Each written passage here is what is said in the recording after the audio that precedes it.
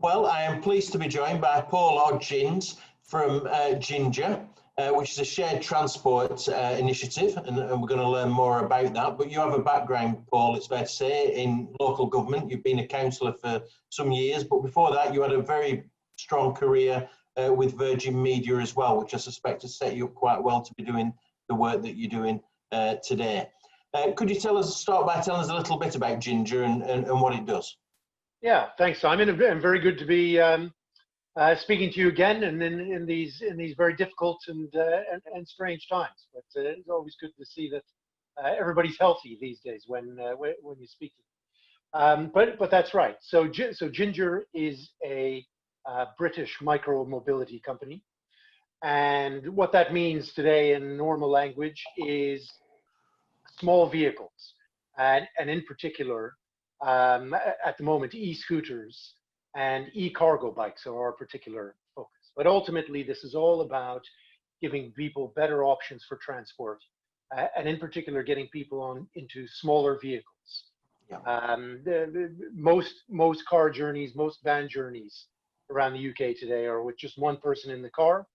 The vast majority of the rest are with only two people in the car, and they tend to be for short distances. So even though I'm very supportive and we want to get all of our vehicles changed over to electric or hydrogen as well, the big cars and vans are still not a very efficient way to get around, even if they are electric, just because of how they're being used. So with all the innovation that's happening today in vehicles, we've got a great opportunity to give people better options in these smaller, more personal vehicles. And of course, there's been a push for many years on bikes, and now e-bikes coming along, and now e-scooters and e-cargo bikes for businesses and families. And so we've got a great opportunity to be improving our transport.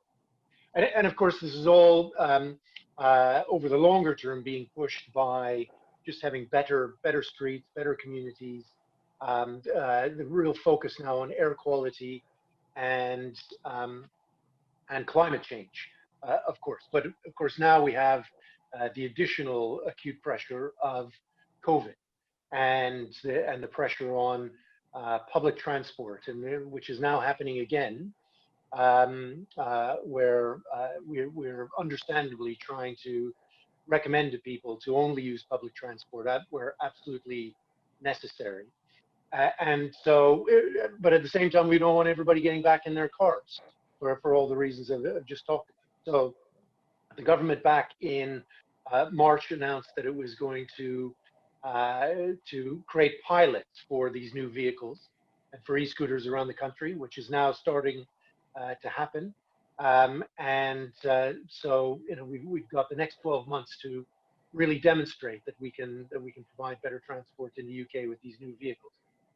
So Ginger we've had the first pilot in the country in the Tees Valley. So since the middle of July, we've been piloting e-scooters starting in Middlesbrough, but then we expanded that to Hartlepool and Redcar as well, where we've been going for a couple of months now, and hopefully soon we'll be in Darlington and Stockton as well, just getting that further across the Tees Valley. We're now also live in Milton Keynes and in Stafford, and we've got 7 or 8 more locations around the country that we are going to be introducing e-scooters to over the next couple of months. So and it's been going, it's been going very well, and people have adapted to them extremely well.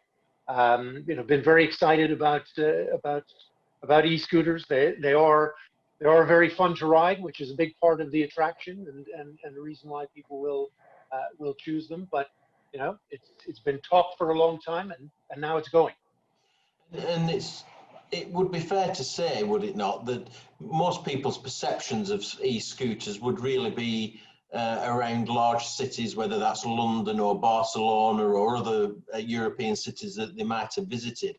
So piloting it in the northeast, I know there are some large cities up there, Newcastle, etc. But nevertheless, where you are piloting it is a bit different to where people would expect to see them. What's the reaction been? How are they? How are they being? Are they being taken up? What's the view? Absolutely, that's absolutely right. And even with some of the shared bike schemes, they've tended to be just in the center of large cities and serving some residents, but serving a lot of the occasional use market, including tourists. And now we've got real opportunity to show that that they are useful for residents everywhere, and whether it's a large city, whether it's a town, sort of semi-urban, and we believe as well rural environments, that it can be used for day-to-day transport, and be used both in terms of convenience and to get to locations in those areas, but also at a price point. They've been a little bit expensive in Paris and some of the other cities to be using them on a daily basis. So we set out in Middlesbrough to really show that they can be used on a day-to-day basis for transport, for residents, and so we've made them comparable to public transport. They're £2 for 20 minutes, and in 20 minutes you can get 3+ miles on a vehicle. So they really can serve most of the routes within that time, and of course with things having gone through what we've gone, and the visitor market everywhere in the UK not being what it is, it really has been about local residents using them.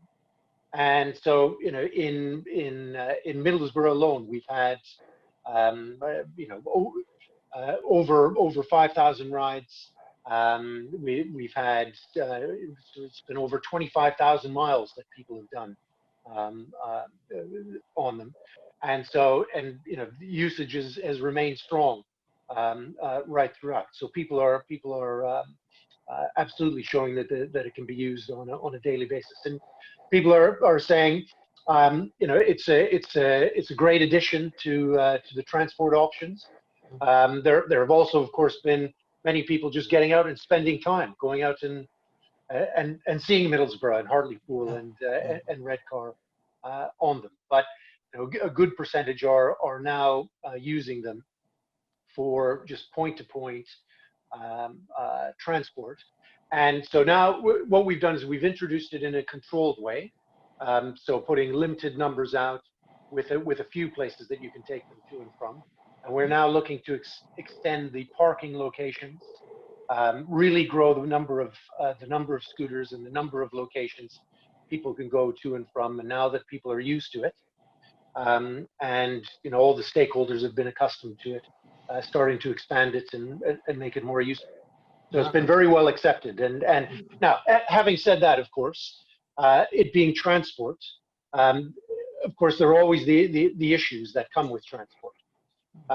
So part of this early on has been about educating people about where they can and can't use them, about learning, and everybody learning, where we're seeing poor usage, and you get that everywhere, of course, and you get that with bikes, and you get that with motorbikes and cars, and so we've been establishing our relationship with the police, for example, in how to identify poor usage and how we get in and find that user and either warn them or suspend them so they can't be using them anymore. And it's one of the things that the police really have seen, that actually these are quite smart vehicles, that unlike bikes, if somebody's using it poorly, it's quite hard to tell who it is and track them down. This one, as long as we know sort of where they were and the time of day, we can go in and find the user, and as I say, we can warn them, or if it's really egregious, we can suspend them, and so it gives us a lot more power. So, having learned that and established that, it's now about expanding it out and getting more usage out of it. And just to explain to those who may not be familiar with them, the technology, I download an app, do I? And that's how I connect with it and pay for it and identify where they are and things? Yeah, exactly. So you download the app, whether it's from the App Store or from the Google Play Store. you register. You need a license, so you need either a provisional or a full driving license. The national law is that you have to be over 16, but we've set the rule at the moment that you have to be 18 or over, and we will introduce it to 16-year-olds later. But we just wanted more control to begin with. You have to upload your license, so you take a picture, and it does get verified with the DVLA. And you also have to take a selfie of yourself just to make sure that it's you and it's your license, and all of that gets checked. And then once you're registered and you've loaded on your payment details, then each vehicle has one of these funny square-looking QR codes that you just go up and you take a picture of, and it's the scooter itself is connected and online, so it's. Then once you do that, then it will unlock the scooter, and then you can go off, take it, and then you've got to bring it back to a parking location. So our model is all about fixed parking locations, not the kind of dockless, just leave it anywhere. You've got to, and so it's all, it knows where you are. So if you haven't brought it back to a parking location, it doesn't allow you to close it down. And you keep getting charged, so it's enforced in that way. But it's very simple. It's just through the app, unlock it, and then lock it back up. And then once you're registered, you only have to do that once. And so it's a great thing about these new vehicles. Usage is very easy on it. Yeah, and you talked about the revenues, Paul. Is there an opportunity, perhaps even if it's not now, in the future, for local authorities to share in some of that as well? Yeah, and we think that's ultimately where it will get. So right now it's about introducing it and working together on it.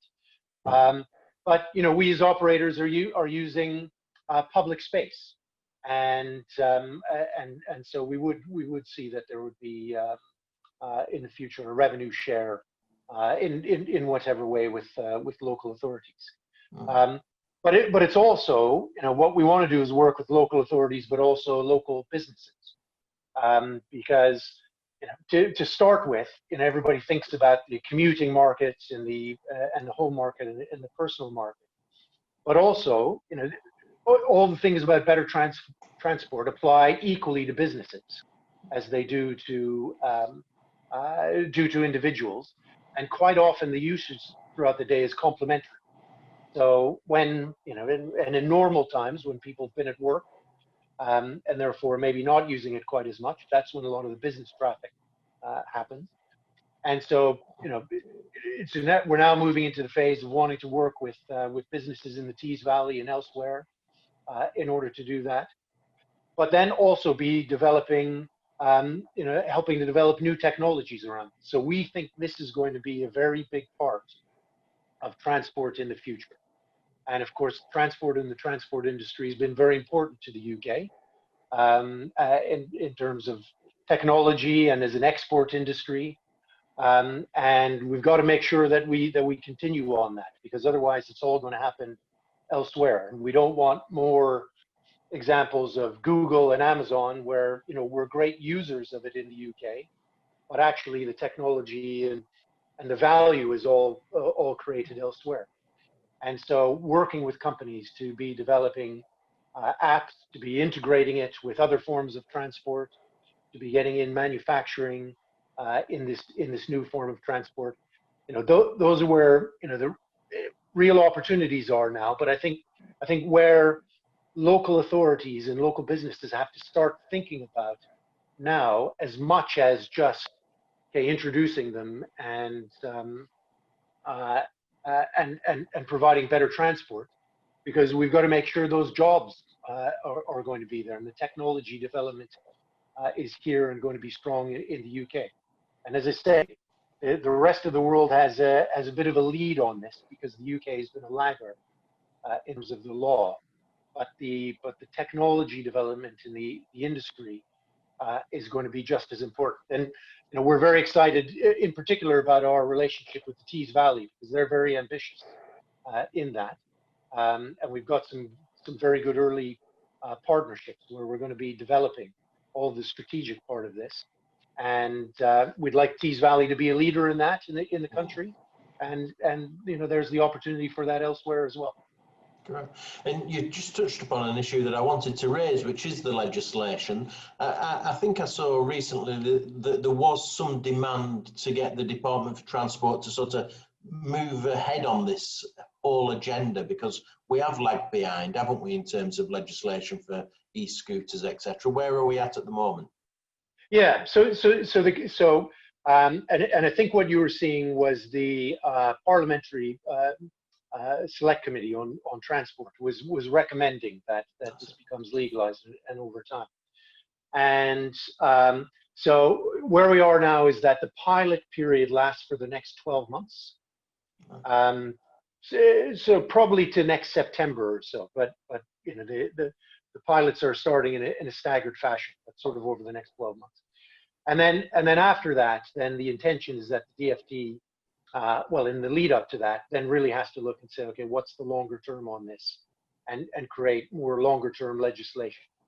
And right now, it's just the shared scooters, the rental e-scooters that are legal. The private ones are not. But the DFT will be, evaluating how things are going, and they've got the whole space.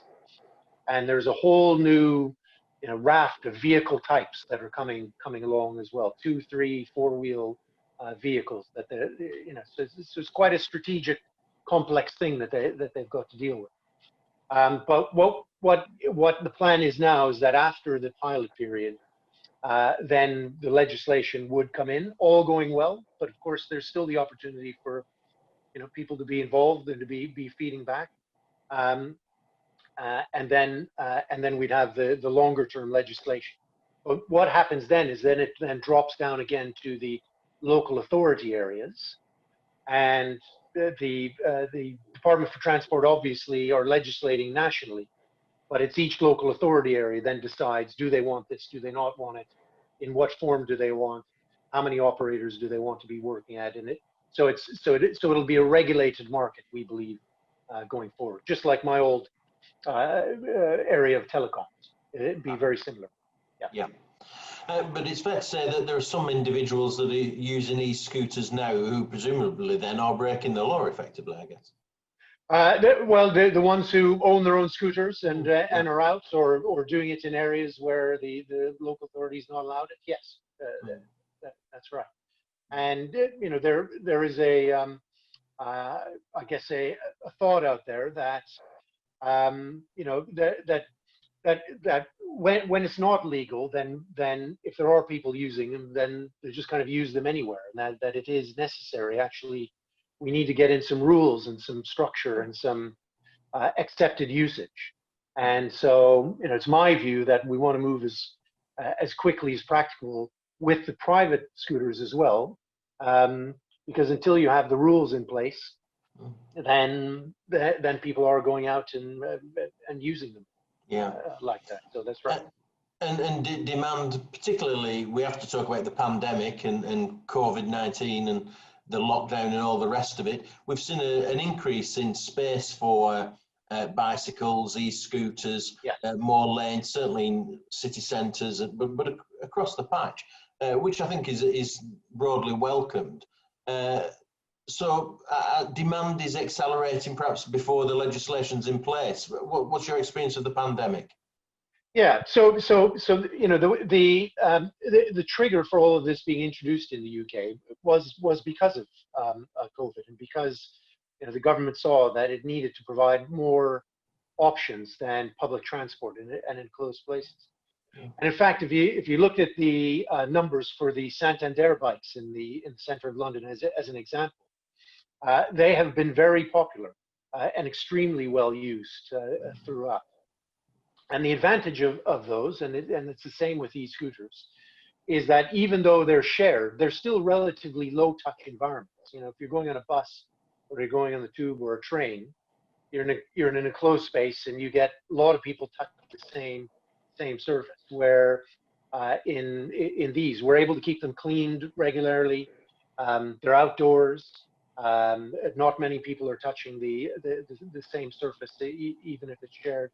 So, I think people are seeing them as good alternatives for that shared transport. So it's, demand has been very strong, even with that, and we've seen that in other examples. And now with sort of things building up again in this second wave, we think it's going to be equally important, if not more important, for us to be expanding the number of vehicles out there so that those options really are there, because it's looking like it might be very difficult throughout the winter, and again, public transport's going to be only for really essential use. Yeah. Yeah. Yeah, well, and so Ginger really is a business of its time, isn't it? It's strange how things have collided, because you would have wanted Ginger to increase people not using the car, etc. But now there's a demand not to use public transport, so it's just come at the right time in many respects. Yeah, and it's we would have rather it all, the pandemic not have happened, and it all happened anyway, and it's but yes, it is a solution that is there to help us during this time, and so it's one of the opportunities for the UK, as I say, not only to get this in as better transport, but I think, as I say, it's important for us in the UK and for businesses to be looking and saying, okay, how are we using this? How are we helping to lead on this, and the usage and the technology and the innovation around it as well. And you get these things happening that are of their time, that create that demand and that push for it. But it'll have much greater long-term benefits, I think, as well. Yeah, and you touched upon this, really. I've been doing quite a bit of work around smart cities. The technology there that you get in connecting e-scooters and other similar types of transport with that whole concept of smart cities and data being collected, and there's a real opportunity there. Can you say a little bit more about that, Paul? Yeah, absolutely. These are, and people are quite surprised at how smart these vehicles are. So at the moment, and I see them as sort of very powerful floating batteries going around our towns and our cities. With mainly at the moment, the intelligence is all about location. So the vehicles have GPS trackers on them. They've got accelerometers in them so that they know kind of the position and whether they're being moved. And of course, they're all connected with SIMs as well. But they've got speakers on them, but you are starting to, we're looking at what other technology that we can put on them of whether it be monitoring devices of various forms, environmental air quality monitoring, cameras on them. Other types of sensors, all of the sensoring and data that people are getting very excited about with autonomous cars actually can be driven and facilitated on these smaller vehicles as well. They're that powerful in terms of the batteries, and then the integration, as I say, with other apps, and how you get integrated transport, but lots of other benefits. And the more you think about it, the more opportunities you see in all of that. So right now, it's really impressive, the way that we can manage our fleets, the way, just as an example, we had to do an upgrade to our braking and the strength of our braking. Well, all of that was done remotely. And overnight. So if you were talking about that with cars and upgrading the control systems on cars, it would sound incredibly impressive. And then when you think about it, exactly the same thing is possible with these smaller vehicles. And so we know where they are at all times. We've been able to surprise some people because they haven't quite realized that these aren't like bikes, that actually we do know where they are, and we can track them, and we can get them to talk to us and set off alarms and all of these kinds of things. But as I say, with the additional monitoring and we're thinking about with businesses and how you track your fleets and how you schedule your fleets and monitor them, and how we can get added usage out of vehicles through this additional monitoring. There are just endless opportunities in that. But as I say, at the same time, and I really try to stress this, it is important for us in the UK to be leading on this, and to be at the forefront of this innovation, because otherwise, if it's all just happening in Silicon Valley, or if it's happening elsewhere in Europe, if it's all happening in China, then we become purely consumers of this, and we don't have that industry here. So for places like the West Midlands, that have been very traditionally strong. Again, the Northeast has been very strong in its auto industry. Cambridge and Oxford in terms of technology. Bristol, and opportunities for Liverpool, etc. The technology around it is just as important as the deployment and the usage of it. Really good. Listen, Paul, I really appreciate the update. I think you're going to be busy for a long time to come, actually. All the best with Ginger. It's great to hear that it's going from strength to strength. It really is. Yeah, great. And very good talking to you, Simon. And we will speak to you again soon. Thank you. Thanks very much. Thank you. Thanks. Cheers.